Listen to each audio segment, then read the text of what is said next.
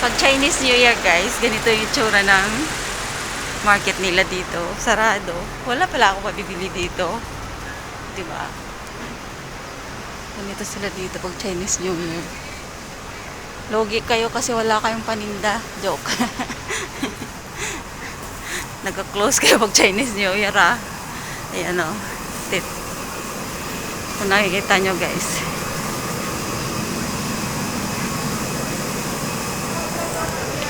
Mayroong nagtitinda dito. Kunti na lang isda nila. Pinapubos yata nila to. Ayun o. Sobrang mahal na. Pag Chinese New Year, sobrang mahal na mga paninda dito guys.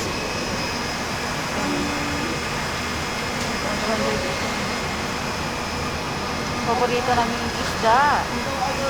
158 na yung yatgan. Rolling abalone. Wala. Ano daw?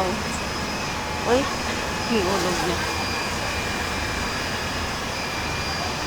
Sarado na.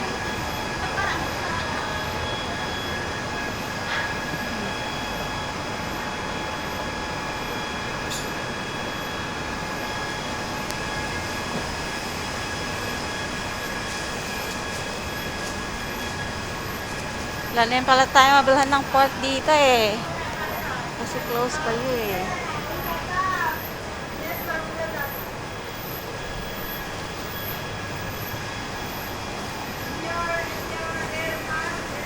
Tahimik na market pala pag Chinese New Year.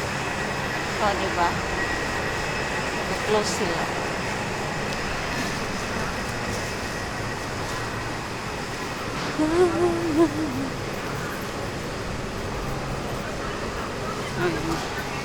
Wala tayong magbibilan. Ito kaya. Kasi, ano ito? Pinapaubos na lang. $40. Diba? Kitchen that one day. Sisa? Sisa? Biat ko? Wait.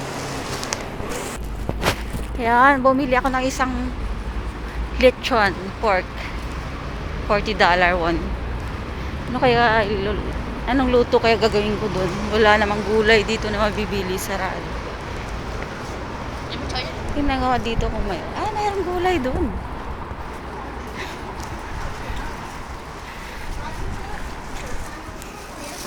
Ito. Ako lang yung kakain nito at saka yung alaga ko kasi yung busing ko is wala dito sa Hong Kong. Nandun sila sa ibang bansa.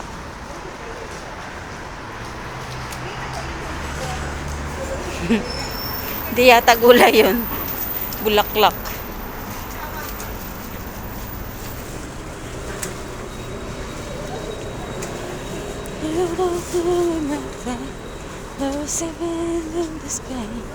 See. Wala. Hindi naubos yung bulaklak nila guys. Ayun nakatambak. Chinese New Year na ngayon. Ano yun? Sarado na?